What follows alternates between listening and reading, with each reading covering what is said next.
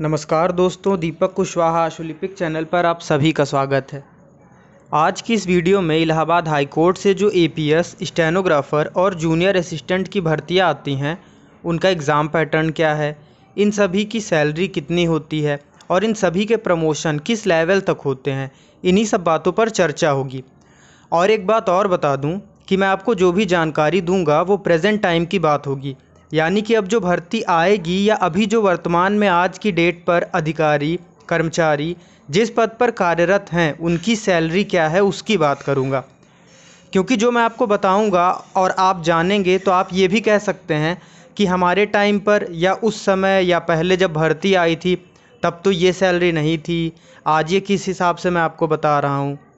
तो मैं पहले ही बता चुका हूँ कि मैं प्रेजेंट टाइम की बात करूँगा या अब जो आगे होगा उसकी बात करूँगा। और हाँ, मैं जो भी जानकारी दूंगा वो पूरी सही होगी और आप आज के इस वीडियो से संतुष्ट भी हो जाएंगे कि आप जो जानने के लिए ये वीडियो देख रहे हैं वो वाकई आपके काम की सिद्ध हुई। लेकिन एक शर्त है कि आप वीडियो बढ़ा कर मत देखिएगा, क्योंकि आज की वीडियो में शुरू से अंत तक पूरी ज़रूरी काम की ही खबर है और आपको सब कुछ एक ही वीडियो में एक ही जगह मिलने वाला है। फिर आपको कहीं और इसके बारे में कुछ भी पता करने की आवश्यकता नहीं होगी। तो इसलिए वीडियो को शुरू से अंत तक ज़रूर देखिएगा। तो सबसे पहले आप ये जान लीजिए कि इलाहाबाद हाई कोर्ट में कौन कौन से पद हैं। आपकी स्क्रीन पर साफ साफ दिख रहा है कि वे पद कौन कौन से हैं, लेकिन एक बात बेहद ज़रूरी ये है कि हाई कोर्ट में ना तो स्टेनोग्राफ़र का कोई पद है और ना ही जूनियर असिस्टेंट का। आपकी जानकारी के लिए बता दूं, हाई कोर्ट भले ही ये भर्ती निकालता है, लेकिन जो स्टेनो और जूनियर असिस्टेंट के पद हैं वो हाई कोर्ट में ना होकर के इसके अधीनस्थ न्यायालयों जैसे जिला एवं सत्र न्यायालय, कचहरी और फास्ट ट्रैक कोर्टों आदि में इन सभी की नियुक्ति होती है।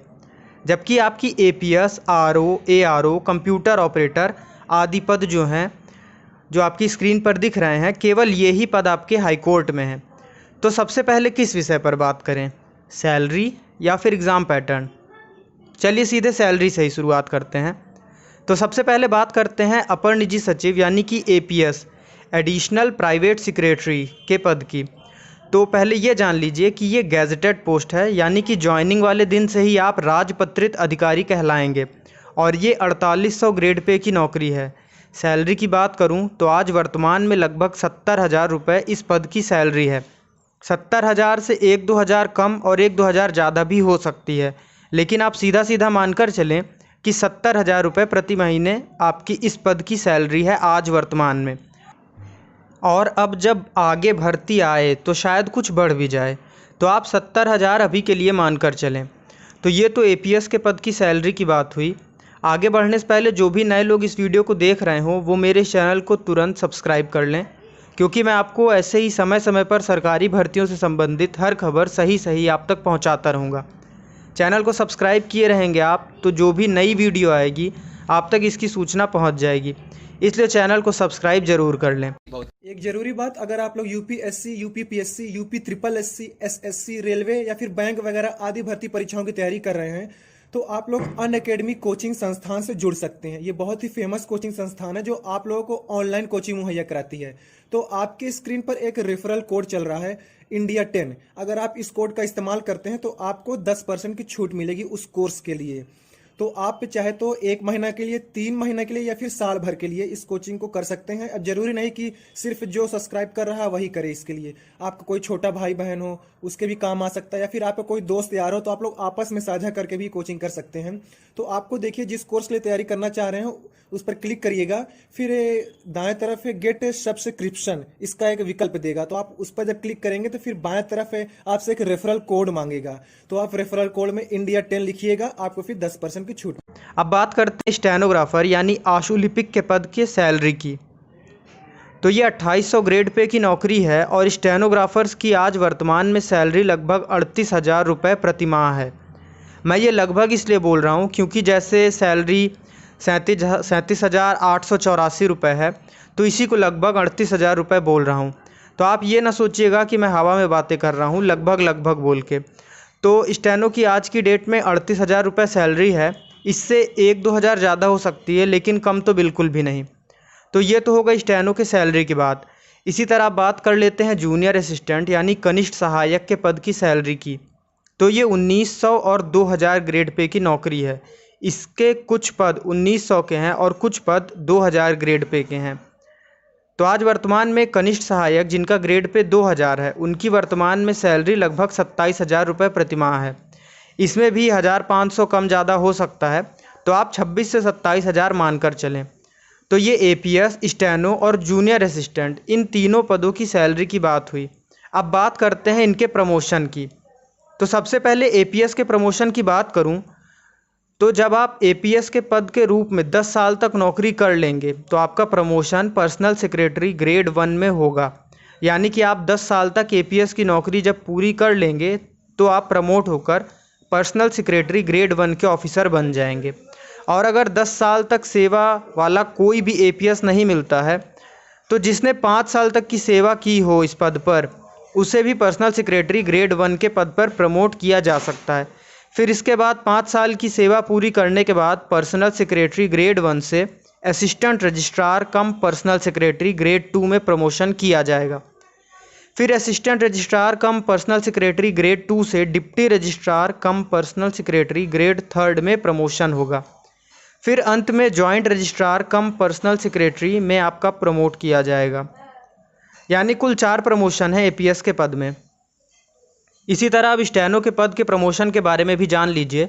तो सबसे पहले आप स्टेनोग्राफर ग्रेड 3 2800 ग्रेड पे में नियुक्ति पाते हैं। फिर इसके बाद आपका promotion stenographer grade 2 4200 grade pay पर होगा। इसे पर्सनल असिस्टेंट भी कहते हैं। फिर इसके बाद स्टेनोग्राफर ग्रेड 3 4600 ग्रेड पे आपका प्रमोशन होता है। यानी कि शुरुआत में 2800 ग्रेड पे, फिर 4200 ग्रेड पे, फिर 4600 ग्रेड पे पर प्रमोशन होगा। इसके बाद फिर अंत में एपीएस के पद पर 4800 ग्रेड पे पर प्रमोट होंगे। अब अंत में जूनियर असिस्टेंट यानी कनिष्ठ सहायक के पद के प्रमोशन की बात करते हैं। तो सबसे पहले आपका selection junior assistant 2000 grade pay पर होगा। फिर इसके बाद 5 साल की सेवा करने के बाद आप सीनियर असिस्टेंट 2800 ग्रेड पे पर प्रमोट होंगे। फिर इसके 5 साल सेवा पूरी करने के बाद आप हेड असिस्टेंट 4200 ग्रेड पे पर प्रमोट होंगे। फिर इसके बाद एडमिनिस्ट्रेटिव ऑफिसर, जिसे सीनियर सुपरिंटेंडेंट भी कहते हैं, 4600 ग्रेड पे पर आपका प्रमोशन होगा। इसी तरह अंत तक 5400 ग्रेड पे में आपका प्रमोशन होगा। तो मैंने अब तक आपको सैलरी और प्रमोशन इन दोनों विषयों पर डिटेल में सब कुछ बता दिया है। अब अंत में इन सभी के योग्यता और एग्ज़ाम पैटर्न के बारे में भी जान लीजिए। तो सबसे पहले एपीएस की पद की बात करें तो एपीएस के लिए आपको स्नातक होना अनिवार्य है। साथ ही साथ इंग्लिश शॉर्ट हैंड में 100 वर्ड पर मिनट की स्पीड होना भी अनिवार्य है और अंग्रेजी टाइपिंग में 40 शब्द प्रति मिनट की गति होना भी आवश्यक है। इसमें आपसे कोई भी अलग से कंप्यूटर कोर्स का सर्टिफिकेट नहीं मांगा जाएगा, पर हाँ, आपको कंप्यूटर का अच्छा खासा ज्ञान होना आवश्यक है। कुल 300 अंकों का पेपर होगा। पेपर का पैटर्न आप स्क्रीन पर साफ साफ देख सकते हैं। अब स्टेनो के पद की बात करें तो इसके लिए भी आपको स्नातक होना अनिवार्य है। साथ में डोएक द्वारा जारी CCC का प्रमाण पत्र भी होना आवश्यक है। हिंदी आशुलिपि में 80 शब्द प्रति मिनट की गति और इंग्लिश शॉर्ट हैंड में 100 शब्द प्रति मिनट की गति होना आवश्यक है। हिंदी टाइपिंग में 25 शब्द प्रति मिनट की गति और इंग्लिश टाइपिंग में 30 शब्द प्रति मिनट की गति भी होना आवश्यक है। इसमें 100 अंकों की आपकी बहुविकल्पीय परीक्षा होगी ऑफलाइन मोड पर। फिर 50 अंकों की शॉर्ट हैंड की परीक्षा होगी। फिर अंत में 50 अंकों की ही टाइपिंग यानी टंकण परीक्षा होगी, जिसमें 25 अंक हिंदी टाइपिंग के लिए और 25 अंक इंग्लिश टाइपिंग के लिए दिए जाएंगे। और जिसे हिंदी इंग्लिश दोनों शॉर्ट हैंड आती है उनको विशेष वरीयता दी जाएगी। इस तरीके स्टेनो में आपकी कुल 200 अंकों की परीक्षा होगी, 100 रिटर्न के, 50 शॉर्ट हैंड के और 50 टाइपिंग के। इसी तरीके कनिष्ठ सहायक पद की बात करें तो इसके लिए आपको इंटर पास होना अनिवार्य है। साथ ही हिंदी और इंग्लिश टाइपिंग में 25 और 30 शब्द प्रति मिनट की गति आवश्यक है। इसमें 100 अंकों की बहुविकल्पीय परीक्षा होगी और 50 अंकों की टाइपिंग की परीक्षा होगी। कुल 150 अंकों की आपकी ये परीक्षा होगी। और हाँ, इलाहाबाद हाई कोर्ट के किसी भी भर्ती में किसी भी प्रकार का कोई ऋणात्मक यानी कि नकारात्मक या यूँ कह लें कि निगेटिव मार्किंग नहीं की जाती। चाहे स्टेनो हो, एपीएस हो या फिर चाहे आरओ, एआरओ हो, किसी में भी निगेटिव मार्किंग नहीं है।